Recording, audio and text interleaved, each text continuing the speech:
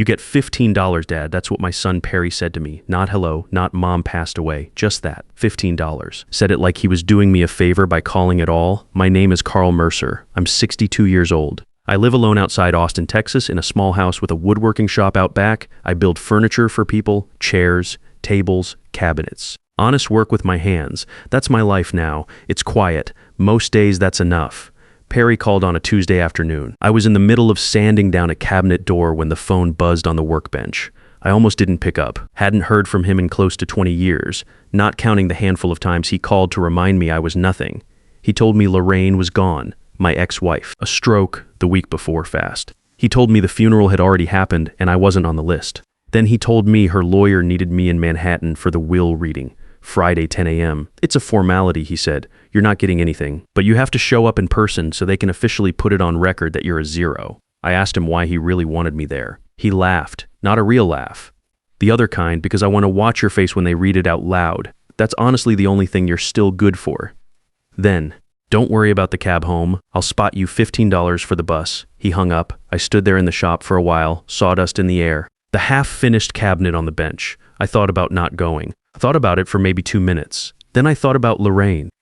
Not the version Perry had in his head, the real one, the woman I knew before everything fell apart. Something told me to get on that plane. I went to my closet that night and dug out a garment bag I hadn't touched since the Clinton administration. Inside was my only suit, charcoal gray. Same one I wore the day of our divorce hearing. I pressed it myself, packed a bag, and booked the cheapest flight I could find. LaGuardia to Manhattan felt like arriving on another planet. Austin is flat and slow and smells like cedar. Manhattan smells like exhaust and ambition, and it doesn't care who you are or where you came from. The law firm was on the 34th floor of a building made of dark glass and polished granite. The lobby had marble floors so clean you could see your own reflection, walls paneled in dark wood, and art that cost more than my truck. A few young lawyers in $1,000 suits glanced up when I walked in, looked me over in about half a second, and went back to their phones. I told the receptionist my name. She gave me a polite smile that stopped at her eyes and pointed me to the waiting area. I sat on the edge of a leather couch and put my hands on my knees. My hands are rough, calloused, scarred in a few places from years of tools and lumber. They looked wrong on that furniture. I waited. Perry came in about 10 minutes later. He didn't walk in. He arrived. Navy suit, hair slicked back, a watch on his wrist that probably cost more than 6 months of my work. Right behind him was a young woman named Nadine, phone in her hand, barely looking up, and next to her was Philip Tanner, Perry's financial advisor. Guy had the kind of permanent smile you see on people who've spent years pretending to like everyone. Perry spotted me and stopped. Then he smiled, slow, the way a man smiles when he's already won and just wants to enjoy it a little longer. He walked over with Nadine and Philip trailing behind him. "My God," he said, loud enough for the whole room to hear. "You actually showed up." He looked me up and down, the old suit, the worn collar, the shoes I'd resoled twice. "I guess you really do need that $15. Nadine laughed. It sounded like a fork dropped on a tile floor. Philip's smile stretched wider. He looked at me the way you look at a piece of furniture you're deciding whether to toss. Perry gestured at me like he was pointing out a stain on the carpet. "This is my father," he said. He said the word like it was something he'd found stuck to the bottom of his shoe. I didn't say anything. I just looked at him. He waited for a reaction, some sign that he'd landed the hit. When he didn't get one, the smile tightened just a little. I had a clear memory then. Perry at 10 years old, Christmas morning. I'd spent 3 weeks in my shop building him a hand-carved model of the USS Missouri. Every detail by hand. Tiny cannons, coiled ropes, painted flag on the stern. I was proud of that thing. He opened the box, looked at it for maybe 3 seconds, and dropped it on the floor. "It's not a brand name," he said. "I want what my friends have." Lorraine was in the room with a new video game console wrapped in ribbon before I could say a word. That was the day I understood what I was dealing with. I just didn't know yet how far it would go. Perry turned away from me and started talking to Philip about some real estate deal. Then the heavy oak door at the end of the hall swung open and everything went quiet. The man in the doorway was in his mid-60s. Gray suit, no tie, the kind of calm that comes from someone who has spent decades in rooms where everything is on the line and stopped flinching about it a long time ago. This was Gerald Fordy, senior partner. The lawyer Lorraine had trusted with her final word. He looked around the room. His eyes moved past Perry and Philip and Nadine like they were part of the furniture. Then they landed on me. He walked over. "Mr. Mercer," he said, level, respectful. Thank you for coming. That was it. No big gesture. But in that room, after everything Perry had said in the past 20 minutes, just being acknowledged first meant something. Then Fordy turned to Perry. Same name, different tone, cooler, more formal. Perry caught it. I saw the small tightening around his jaw. Let's get moving, Fordy, Perry said. I have a dinner reservation at 8. I'm not planning to be late. Fordy nodded once. This way, the conference room was at the end of a short hallway. Long mahogany table, floor-to-ceiling windows that looked directly into the gray wall of the building across the street. The kind of room designed to remind you that whatever you came in with, it can be taken away with the right paperwork. Perry took the chair at the far end of the table. The power seat. He leaned back, spread his arms wide, claimed the space. Nadine sat to his left, Philip to his right.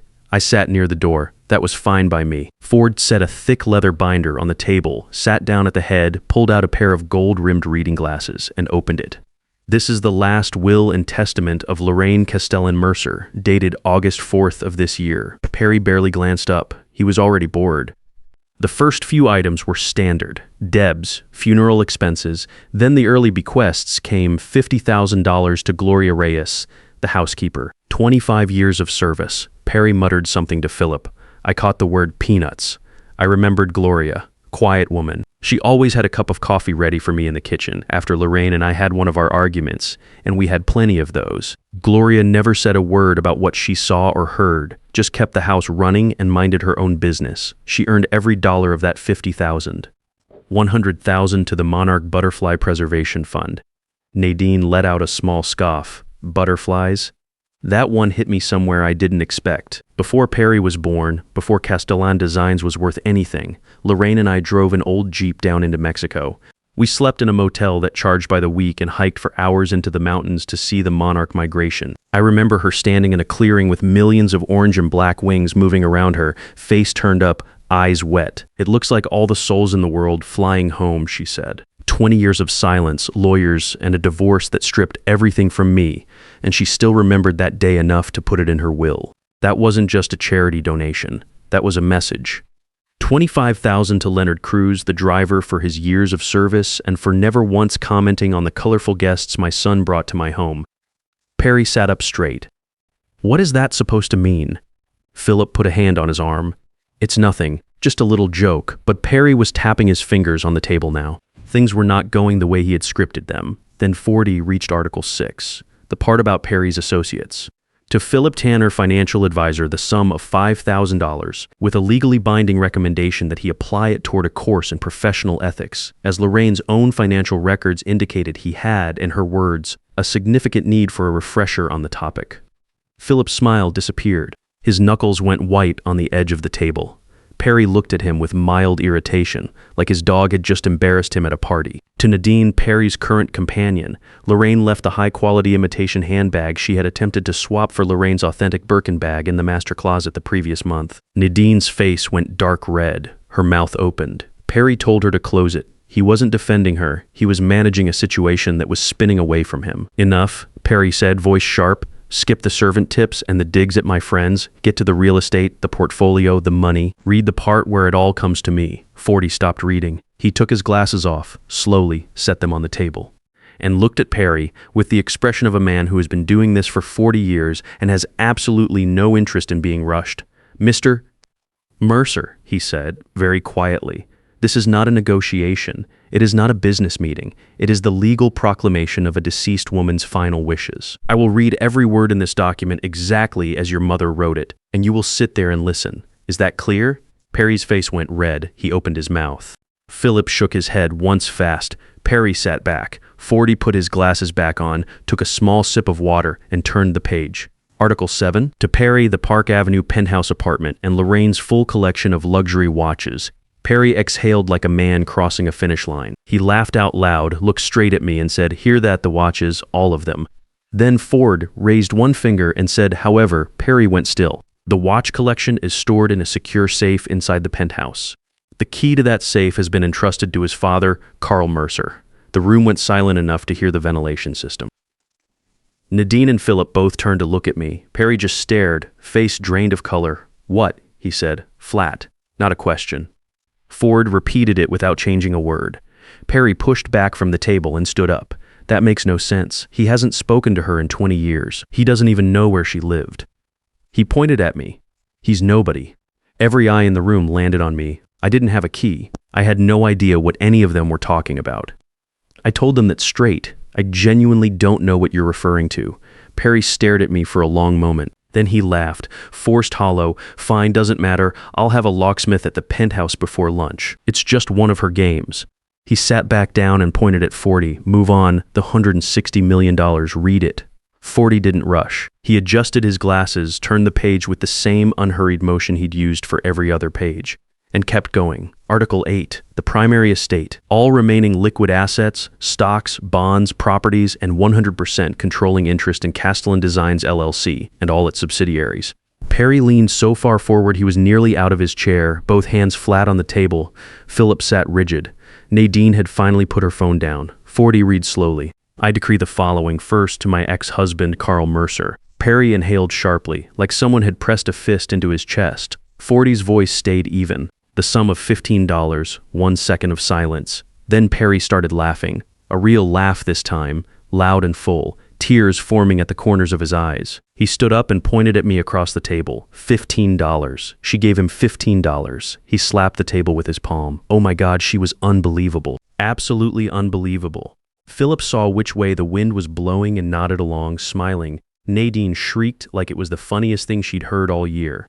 Perry walked around the table toward me, slow, enjoying every step. He stopped a few feet away, looked me up and down one more time, then reached into his jacket and pulled out his wallet. He took out a $20 bill and dropped it on the table between us. There, 20, keep the change. He stood there waiting, wanting me to say something, to reach for it, to look embarrassed. I looked at the bill, then I looked at 40. 40 had not moved. His hands were resting on the document. His face was completely neutral. He was waiting. Perry didn't notice. He was already turning away, clapping Philip on the shoulder, talking about dinner reservations and which champagne to order. He grabbed his jacket off the back of his chair. 40, have your assistant send the paperwork to my office. I'm done here. He started for the door. Mr. Mercer, 40's voice. Not loud, but it had a quality that stopped everyone cold. Perry turned around. The smile was still there, but something behind it shifted. What? Sit down. I have not finished reading. The smile faded. Perry's face went through confusion, then irritation, then something that looked almost like the first flicker of real fear. What are you talking about? You read it. The joke, $15. That's the end. 40 reached down to his briefcase and placed a second folder on the table. Thinner than the first, plain manila, sealed with red wax. That, he said. Setting his hand on the leather binder was the conclusion of the original will. He placed the new folder in front of him. This is a codicil, a legally binding addendum, signed, witnessed, and notarized 3 weeks ago, 1 week before your mother's stroke. Its primary clause explicitly supersedes all previous articles regarding the disposition of the primary estate. Perry's legs seemed to give slightly. He sat back down, not the way he'd been sitting before, spread out and owning the room. He sat down the way a person sits when the floor has gone uncertain under them. He broke the wax seal, unfolded the single sheet inside, and attached several supporting documents to one side. He put his glasses back on. This is a letter from your mother, addressed to you, Perry, with legal instruction that it be read aloud in full in the presence of all parties today. He began to read. The letter started quietly. Lorraine wrote that she was finally done being a coward. Perry said it was fake, that she hadn't been competent, that I had gotten to her somehow and manipulated the whole thing. He was halfway out of his chair again. 40 held up one hand and lifted a separate document from the folder, 40 pages. A full psychiatric and cognitive evaluation conducted by a panel of 3 independent board-certified neurologists and psychiatrists, performed at Lorraine's own request, 72 hours before she signed the codicil. Their unanimous finding: Lorraine Castellan Mercer was entirely lucid, in full command of her faculties, and possessed cognitive acuity superior to 99% of individuals in her age group. Ford set the report on the table with a quiet thud. She was not incompetent, Mr. Mercer. She was, in her own words, finally done. Perry sank back. His mouth was still open, but nothing was coming out. Ford returned to the letter. 20 years ago, Lorraine wrote, Castellan Designs was weeks away from total collapse. She had overextended, trusted the wrong partners on a Caribbean resort project that fell apart completely. The banks were calling in loans, investors were threatening criminal charges. She was facing not just bankruptcy, but a fraud prosecution that would have ended everything. A way out appeared. A private investment group routed through the UAE offered $100 million to stabilize the company. The price was money laundering. Run their dirty money through Castellan's construction contracts, inflate the billing by 40%, and funnel the difference into their offshore accounts. If she said no, she went to prison for fraud. If she said yes, she'd eventually go down for laundering. She was trapped from both sides, and she collapsed. She wrote, "I was on the floor of my home office at 3 in the morning. I couldn't stand up. I told Carl it was over, that I was going to lose the company, the house, everything I had built. And Carl told me to go to bed. He told me to go to bed and let him handle it." I had to stop reading along with Fordy for a moment. I knew what was coming next. I lived it. But hearing it read out loud in that room in front of those people after 20 years of being the man who had thrown it all away for greed was something different. Ford kept reading. Carl took the meetings. He flew to Zurich, to Dubai, to the Cayman Islands. He used his contractor's license, his name, his professional reputation to build the shell companies that made the whole operation function. He signed the inflated contracts. He approved the wire transfers. He built the legal firewall that kept Lorraine's name completely clean. He lost his contractor's license, his professional standing, the $190,000 he had saved over 31 years of work, his pension, his entire career. He did it to save the company. He did it to keep Perry's future intact. When the FBI came, they came for Carl because that is what he had designed. He confessed to professional negligence and falsified business records, taking full responsibility, and gave them nothing that pointed back to Lorraine. Perry had gone completely still. He was staring at the surface of the table, not blinking. Fordy's voice was steady and gave nothing away.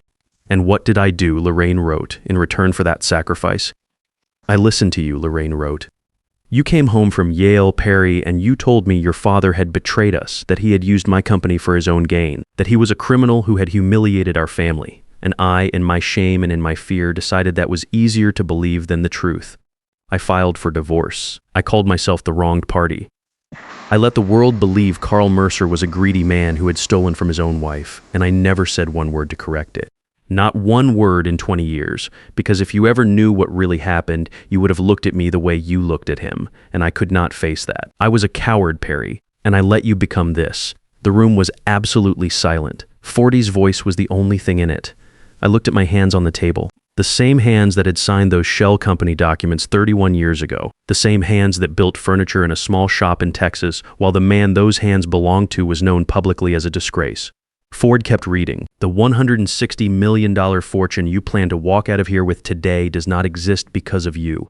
It does not exist because of me. It exists because Carl Mercer saved it. He took the risk. He took the fall. He took the consequences.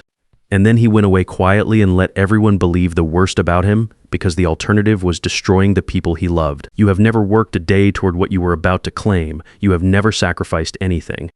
You have spent your entire adult life on the foundation he built and the reputation he destroyed himself to protect, and you spent that time looking down at him."